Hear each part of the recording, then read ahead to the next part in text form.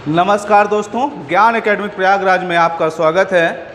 और मैं आपके साथ यूपी ट्रिपल एससी के पेट एग्ज़ाम से संबंधित डिस्कशन करूंगा। पेट एग्ज़ाम में जनरल स्टडी के 50 मार्क्स आने हैं। उन 50 मार्क्स में प्रारंभ के जो खास करके जनरल अवेयरनेस का पार्ट है उसमें से 10 मार्क्स आने हैं। उन 10 मार्क्स में से आपको लगभग सभी एक टॉपिक पर मैं डिस्कशन करूंगा। उन डिस्कशन से हम देखेंगे कि कौन से टॉपिक से कौन कौन से क्वेश्चन निकल के आपके सामने आते हैं। उन क्वेश्चनों पे हम गहनता से अध्ययन करेंगे और कौन कौन से क्वेश्चन किस टॉपिक से बन सकते हैं। तो जो जनरल अवेयरनेस का प्रथम टॉपिक है वो है भारत और भारत के पड़ोसी देश। पहला टॉपिक है भारत और भारत के पड़ोसी देश। ध्यान दें, पहला टॉपिक है भारत और भारत के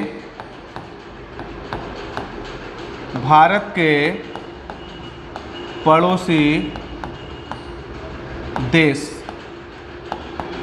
ठीक है, तो इस पर हम बात करेंगे कि भारत और भारत के पड़ोसी देश कौन कौन से हैं। तो इस पर हम बात करेंगे भारत और भारत के पड़ोसी देशों पर। तो देखते हैं कि भारत, पहले बात तो स्थिति देखेंगे कि भारत की स्थिति क्या है ग्लोब के अंदर भारत की क्या स्थिति है। तो पहले हम थोड़ा सा ग्लोब के विषय में डिस्कशन कर लेते हैं और देखते हैं कि कहां पर भारत अवस्थित है। देखिए, ये आपका ग्लोब रहा, ये आपका ग्लोब है। ग्लोब में एक रेखा होती है जिसे हम अक्षांश रेखा कहते हैं। क्या बोलते हैं उसको? अक्षांश रेखा कहते हैं। और ये जो अक्षांश रेखा है वो अक्षांश रेखा काल्पनिक है, कल्पना मात्र है। कोई भूमि पर आपको खींची हुई रेखा दिखाई नहीं पड़ेगी कि हाँ भाई यहाँ नहीं, हिमालय के पास खींची हुई है, गुजरात के पास खींची हुई है, कन्याकुमारी के पास खींची हुई है। तो आपको किसी भी क्षेत्र में यह रेखा दृश्यमान नहीं होगी, केवल और केवल ये कल्पना मात्र है। ठीक है, तो देखिएगा कि जो अक्षांश रेखा होती है उसको हम यहाँ पे डिफाइन करेंगे कि जैसे ग्लोब को दो पार्टों में एक रेखा डिवाइड करती है, वह काल्पनिक रेखा क्या कहलाती है? तो ग्लोब में जो ये दो पार्टों में डिवाइड करने वाली काल्पनिक रेखा है उसको कहते हैं विषुवत रेखा। क्या बोलते हैं उसको? विषुवत रेखा बोलते हैं। अब विषुवत रेखा के समांतर उत्तर की तरफ चाहे जाए चाहे दक्षिण की तरफ जाए। और एक बात और ध्यान दीजिएगा विशेषकर कि जो ये भूमध्य रेखा है, भूमध्य रेखा के ऊपर का भाग उत्तरी गोलार्ध और दक्षिण का भाग दक्षिणी गोलार्ध कहलाता है। ठीक है, और इसी के समांतर जो भी रेखाएं खींची जाएंगी, इसके पैरेलल जो भी रेखाएं खींची जाएंगी, उन रेखाओं को हम अक्षांश रेखा कहते हैं। अच्छा, अब भारत की स्थिति देखते हैं, अक्षांश स्थिति क्या है और इसका देशांतरी विस्तार क्या है। तो देखते हैं अक्षांश स्थिति क्या है भारत की। तो भारत की जो अक्षांश स्थिति है, देखेंगे भारत की जो अक्षांश स्थिति है वो क्या है? भारत की अक्षांशीय स्थिति। तो भारत की अक्षांशीय स्थिति है 8 डिग्री 4 मिनट उत्तरी गोलार्ध से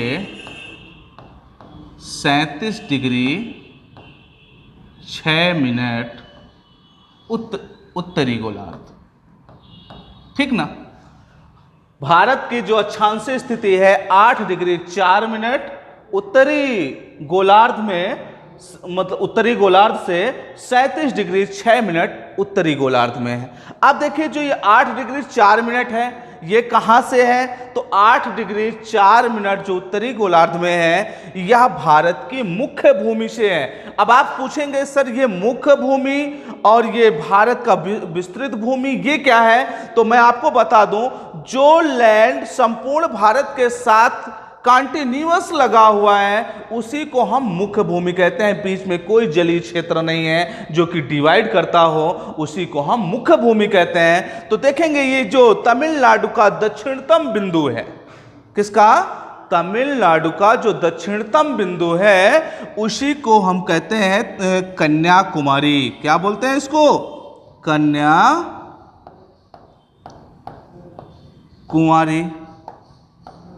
या इसी का एक दूसरा नाम भी है, कन्याकुमारी का कुमारी अंतरीप कहते हैं। क्या बोलते हैं इसको? कुमारी अंतरीप।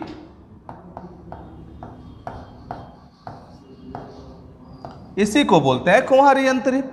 अब देखिएगा इसी में कि जो ये कन्याकुमारी का भाग है, यहां पर 8 डिग्री 4 मिनट अक्षांश स्थिति है। अब जो ये 8 डिग्री 4 मिनट अक्षांश स्थिति आप देख पा रहे हैं, वो किस तरीके से है कि जो विषुवत रेखा है, यहां पे देख पा रहे हैं ग्लोब में, ये विषुवत रेखा, इस विषुवत रेखा से 8 डिग्री ये उत्तर की ओर अवस्थित है। कितने डिग्री? 8 डिग्री उत्तर की ओर अवस्थित है। चलिए ठीक है, देख लेते हैं। यहीं से कई क्वेश्चन आपके क्लियर होंगे, देखिएगा। और यहां से हर एक एग्जाम में क्वेश्चंस बनते हैं, क्योंकि ये प्रारंभ का टॉपिक होता है, भारत और भारत का सामान्य परिचय। और आपसे कोई भी एग्जामिनर ये जानना जरूर चाहेगा कि क्या आपको भारत की स्थिति के विषय में ज्ञान है? भारत देश में रहते हैं तो क्या भारत के विषय में जानकारी है कि नहीं है? और अगर भारत के विषय में आपको जानकारी नहीं है तो वो आंक लेता है कि लड़का स्टडी नहीं करता। इसीलिए बारंबार कहता हूं आपसे कि मेरे साथ लग करके मेहनत करिए, निश्चित रूप से सफलता दिलाने की गारंटी लेता हूं मैं। देखिएगा, मेरे साथ लग के मेहनत करना पड़ेगा आपको। मेरे साथ लग के मेरे वीडियो को देखिए, सब्सक्राइब करिए, शेयर करिए। और इसके बाद आप देखिएगा जो भी टॉपिक होंगे, खासकर ज्योग्राफी या तो जो जनरल अवेयरनेस के टॉपिक होंगे, उस पर मैं आपके साथ इतना स्मूथ वे में चर्चा करूंगा कि आपको पता भी नहीं चलेगा और आपका जो वो जनरल अवेयरनेस का टॉपिक है वो कंप्लीट हो जाएगा। इतनी साधारणता तरीके से चलेंगे और आपको कोई भी टॉपिक टफ नहीं लगेगा, ये सबसे महत्वपूर्ण है।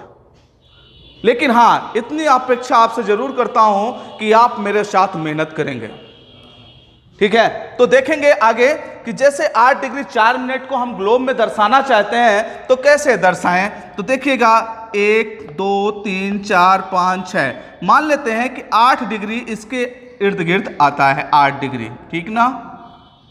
8 डिग्री। और इसके बाद 8 डिग्री से लेकर कितने डिग्री तक है ऊपर उत्तर में? 37 डिग्री 6 मिनट उत्तर।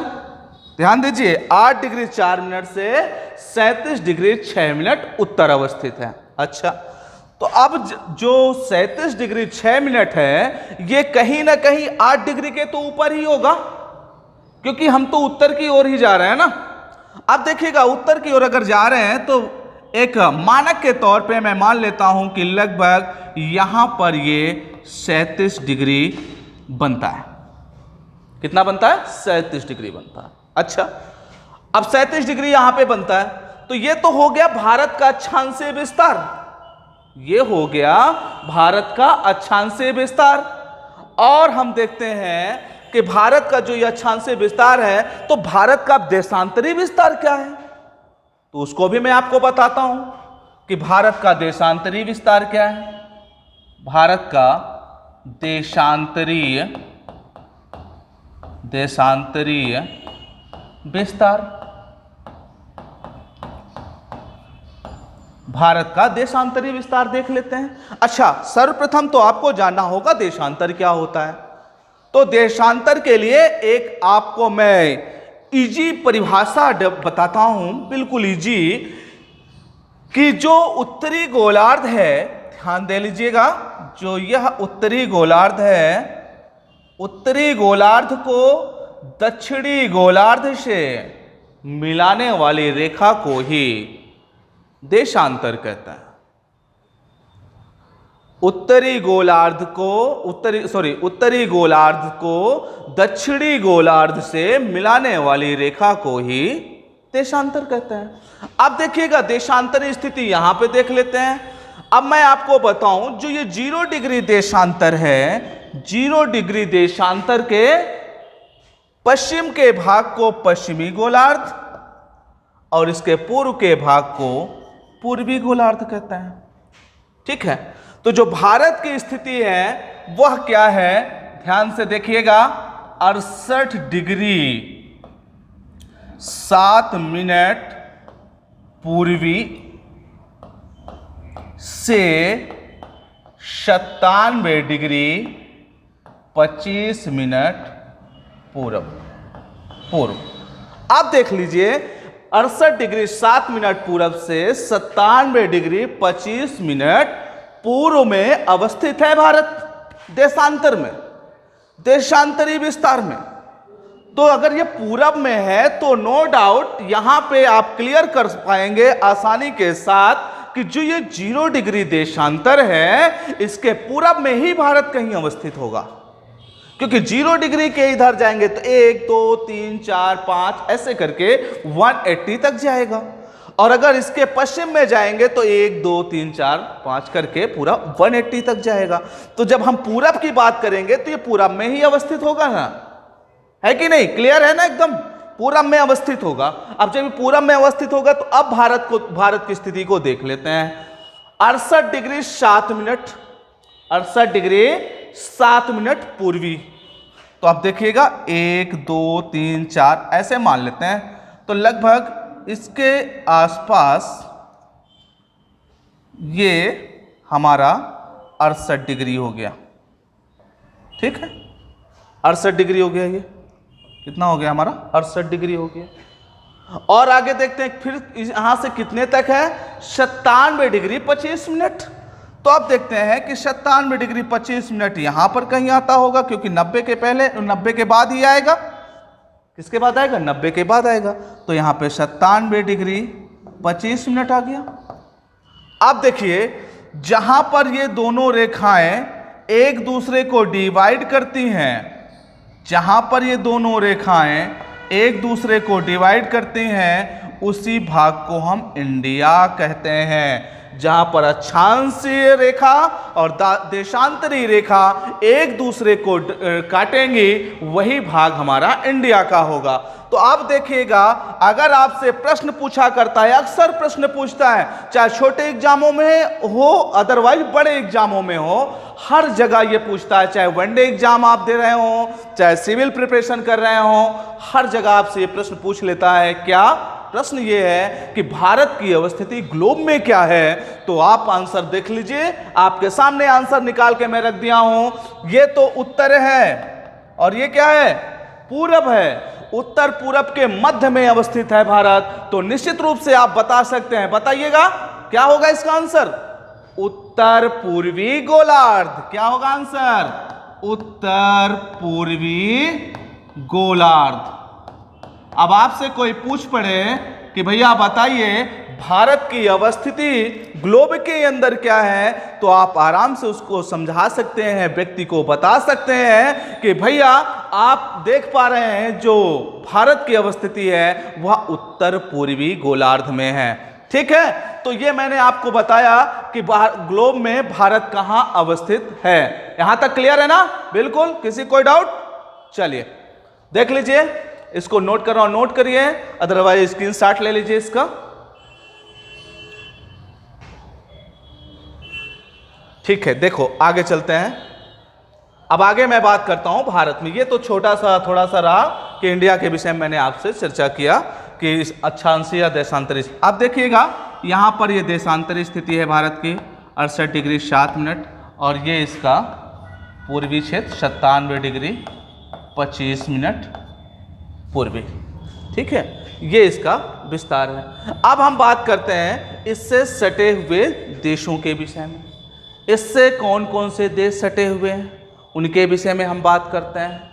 तो इससे सटे देशों में सर्वप्रथम पहला नाम आता है हमारे चिर प्रतिद्वंदी, जानते होंगे आप, कौन कौन है चिर प्रतिद्वंदी, किसको मानते हैं आप? वो है पाकिस्तान। पहला देखिएगा,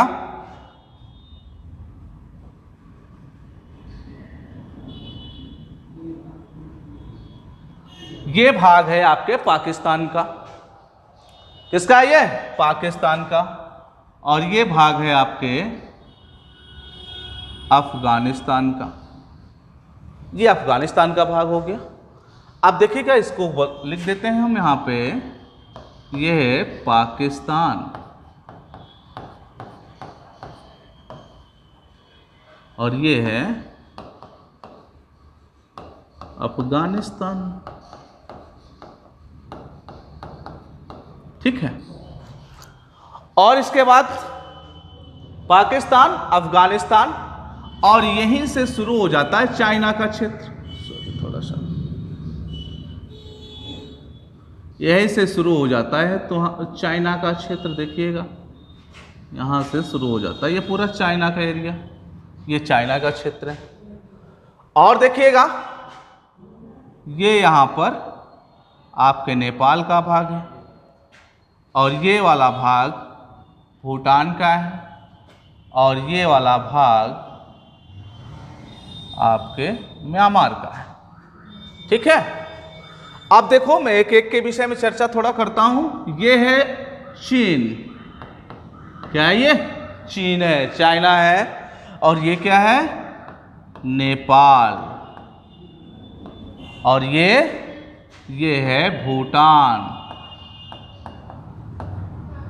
और ये म्यांमार, जिसका पुराना नाम बर्मा भी है। ठीक है।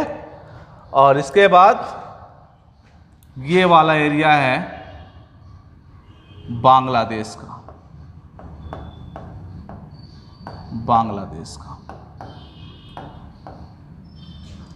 आप देखिएगा, प्रश्न क्या पूछता है आपसे कि भारत की सीमा से लगने वाले कुल कितने देश हैं?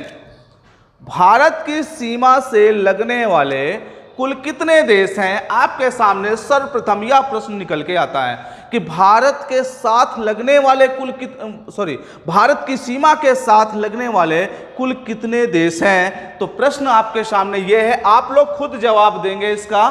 देखिएगा, भारत के साथ कितने देशों की सीमा लगती है? आप देखिएगा, ये बहुत ही बेहतरीन प्रश्न है आपके सामने। बहुत ही इंपॉर्टेंट प्रश्न मैंने लिया है कि भारत के साथ कितने देशों की सीमा लगती है। अब यहाँ पे ऑप्शन के रूप में है, फर्स्ट ऑप्शन है आपका, पहला ऑप्शन 5, दूसरा ऑप्शन है 7, तीसरा ऑप्शन है 2, चौथा ऑप्शन है 8। अब आप बताइएगा, इसमें कौन सा ऑप्शन क्लियर करते हैं? बताइए, इसमें कौन सा ऑप्शन आप क्लियर करते हैं? बताइएगा। और देखिए, यहाँ पर भी मैं बना देता हूँ, ये वाला क्षेत्र है श्रीलंका का और यहाँ पे घोड़े के नाल के आकार में है मालदीव। ठीक है। आप देखिएगा, तो पहले तो भारत के साथ कितने देशों की सीमा लगती है, प्रश्न को गौर से देखिएगा तभी जवाब दीजिएगा। तो देखिए, पहला पाकिस्तान, दूसरा अफगानिस्तान, तीसरा चाइना, चौथा नेपाल, पांचवा भूटान, छठा म्यांमार, सातवां बांग्लादेश और आठवां श्रीलंका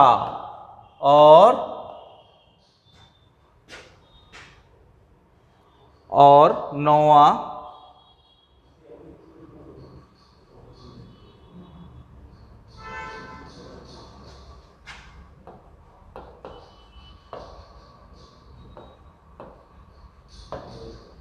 9वां मालदीव।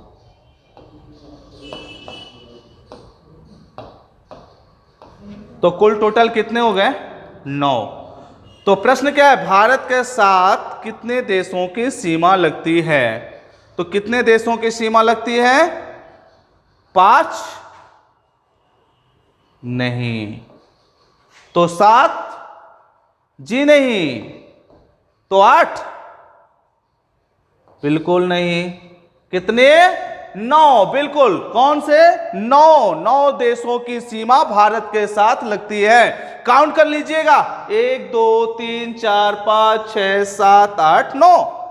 पूरे 9 के 9 देशों की सीमा भारत के साथ टच करती है। अब देखिएगा प्रश्न दूसरा, सेम इसी तरह का प्रश्न दूसरा है। आप कंफ्यूज नहीं होइएगा कि दूसरे प्रश्न में जवाब दूसरा होगा, इसका जवाब कुछ और है, और प्रश्न तो एक ही तरह के लग रहे हैं। थोड़ा सा बदलाव होगा, नाम मात्र का बदलाव होगा। देखिएगा, भारत के साथ कितने देशों की, यहां पे थोड़ा सा मात्र मैं बदलाव करूंगा प्रश्न के अंदर, फिर आपको बताता हूं कि इसका जवाब क्या होता है। ठीक है, देखिएगा प्रश्न है, भारत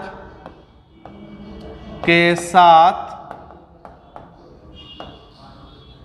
कितने देशों, कितने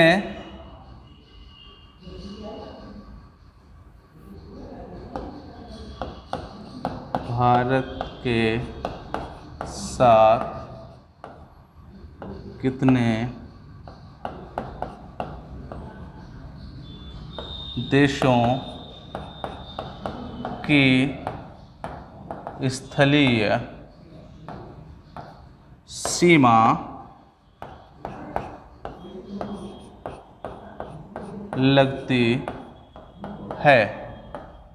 अब देखिएगा दूसरा क्वेश्चन है। पहला क्वेश्चन क्या था, भारत के साथ कितने देशों की सीमा लगती है?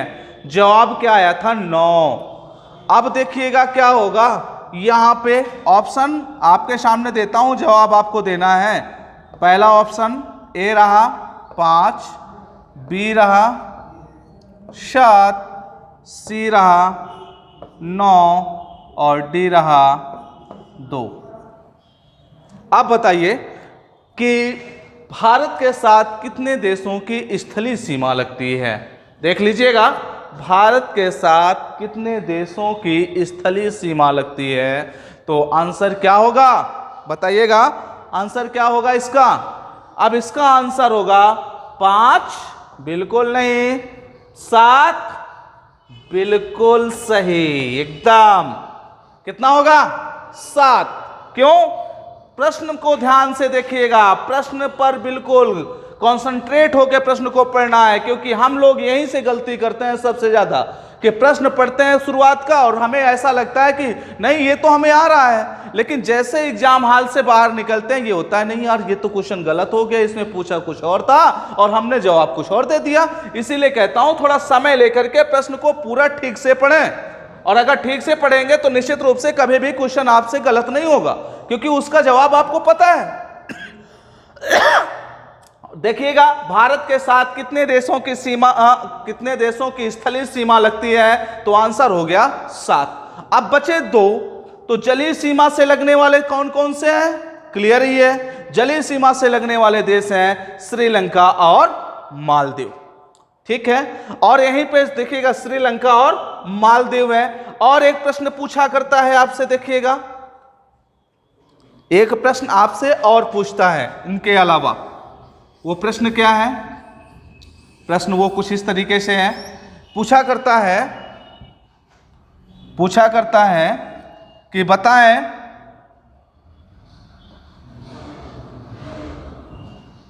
कि बताइए कि भारत के पड़ोसी देशों में से, प्रश्न लिख देता हूं पहले, भारत के पड़ोसी देशों में से किसकी सीमा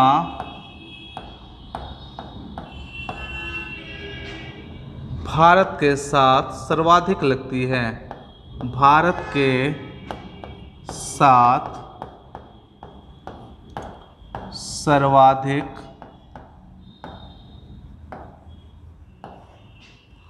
लगती है, सर्वाधिक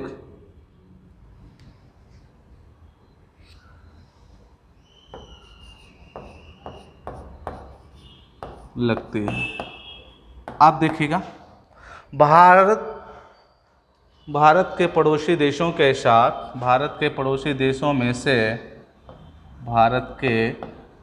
देशों में से किसकी सीमा भारत के साथ सर्वाधिक लगती है? ये अगला प्रश्न आपके सामने आ गया। और अगर आप ये स्थिति नहीं जानते कि भारत की स्थिति क्या है, भारत के साथ लगने वाले देश कौन कौन से हैं, तो इसका जवाब आप कैसे पाएंगे? नहीं पा सकते हैं। और देखिए, देखने के दृष्टिकोण से तो ये लगता है, अरे भैया यहाँ पर तो सबसे ज्यादा सीमा इसकी लगती है, चीन की लगती है, पाकिस्तान कितना बड़ा दिख रहा है इसका लगता है। लेकिन नहीं, ये आप गलत अंदाजा लगा रहे हैं, बिल्कुल गलत अंदाजा लगा रहे हैं। भारत के साथ सर्वाधिक सीमा जिस देश की लगती है वह देश है बांग्लादेश। जी हां, कौन सा देश है? बांग्लादेश। अब ये प्रश्न आता है, सर जी क्यों, वो तो छोटा सा है, दिख नहीं रहा है। भैया वो दिखेगा कैसे? क्योंकि ये देखिए यहां पर बांग्लादेश के 3 छोर जो हैं वो भारत से सटे हुए हैं, और उसका केवल एक एरिया है जो कि बंगाल के खाड़ी से टच करता है। मतलब कह सकते हैं सीधे से, बांग्लादेश का उत्तर, पूरब और पश्चिम का जो भाग है यह पूर्णतया भारत के साथ सटा हुआ है, और जो उसका दक्षिण का भाग है वह बंगाल की खाड़ी के साथ लगता है। इस वजह से बांग्लादेश की अधिकतर जो बाउंड्री लाइन है वह भारत के साथ टच करती है या सीमा लगती है। तो सब सर्वाधिक सीमा भारत के पड़ोसी देशों में से किसकी सीमा भारत के साथ सर्वाधिक लगती है? तो जवाब क्या होगा बताइएगा? जवाब होगा बांग्लादेश। क्या होगा? बांग्लादेश। और यहीं पे देख लेते हैं दूसरी चीज, हम आपके बात कर लेते हैं आपसे कि दूसरा क्वेश्चन यहीं पे पूछ सकता है आपसे कि आप बताएं कि कौन सा भारत का पड़ोसी देश है जिसकी सीमा भारत के साथ सबसे कम लगती है। आप बताओ, तब तो सस्पेंस हो गया ना, समस्या हो गई कि सबसे कम लगती है, तो सबसे कम किसकी लगती है? भैया दिख रहा है, अपने आप दिख रहा है, देखिएगा यहां पे मैं थोड़ा हाईलाइट कर रहा हूं, ध्यान दीजिएगा। ये एरिया किसका है? यह एरिया अफगानिस्तान का है, यहां से अफगानिस्तान लगता है, और यहां इसका जो बाउंड्री लाइन टच करता है लगभग 106 किलोमीटर बाउंड्री लाइन यहां पर ये टच करता है। कितना? 106 किलोमीटर। वो भी जो जहां पर ये टच करता है ना, वह क्षेत्र पीओके के अंतर्गत आता है। किसके अंतर्गत आता है? पीओके के अंतर्गत आता है। लेकिन फिर भी माना जाता है कि अफगानिस्तान की सीमा भारत के साथ 106 किलोमीटर टच करती है। अच्छा, 2 तरह के क्वेश्चन मैंने आपसे बता दिया। एक क्या बताया? भारत के साथ सर्वाधिक सीमा शेयर करने वाला कौन सा देश है? तो आप बताते हैं बांग्लादेश। सबसे कम शेयर करने वाला कौन सा है? वो है अफगानिस्तान। कौन सा है? अफगानिस्तान है। और अगर यहीं पे मैं आपसे एक क्वेश्चन और पूछ लूं, क्योंकि यूपी ट्रिपल एससी का एग्जाम है, ध्यान रखिएगा, यूपी ट्रिपल एससी का एग्जाम है, ये यूपी पीएससी में भी पूछा जाता है, तो यहां पर एक क्वेश्चन और घुमा के आपसे पूछ सकता है कि बताएं कि एक क्रम दे देगा आपसे कि सबसे ज्यादा, फिर उसके बाद, फिर उसके बाद, फिर उसके बाद किसकी सीमा भारत के साथ टच करती है। तो उसमें आप लोग देख लीजिएगा। सबसे पहले मैं यहां पे नोट कर देता हूं, आप लोग नोट करना चाहे तो नोट कर लीजिएगा। देखिएगा, सबसे ज्यादा जो सीमा लगती है पहले लगती है बांग्लादेश की। किसकी लगती है? बांग्लादेश की।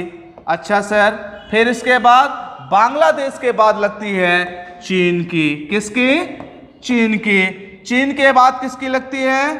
चीन के बाद लगती है पाकिस्तान की। किसकी? पाकिस्तान की। पाकिस्तान के बाद किसकी लगती है? पाकिस्तान के बाद जो सीमा लगती है वो लगती है म्यांमार की। किसकी लगती है? म्यांमार की लगती है। म्यांमार के बाद किसकी सीमा लगती है? म्यांमार के बाद लगता है नेपाल की, और नेपाल के बाद जो सीमा लगती है वो भूटान। किसकी लगती है? और भूटान के बाद लगता है अफगानिस्तान। ध्यान दीजिएगा, ये बहुत ही इंपॉर्टेंट क्वेश्चन है। यहां तक तो नहीं पूछेगा, लेकिन शुरू के 4-5 आपको याद रखने, क्योंकि सीक्वेंस में लगाने को कई बार क्वेश्चन आपसे पूछ लिया जाता है। इसीलिए मैं आपको बारंबार बता रहा हूं कि यह क्वेश्चंस काफी इंपॉर्टेंट हैं और इसको आप नोट डाउन कर लीजिएगा।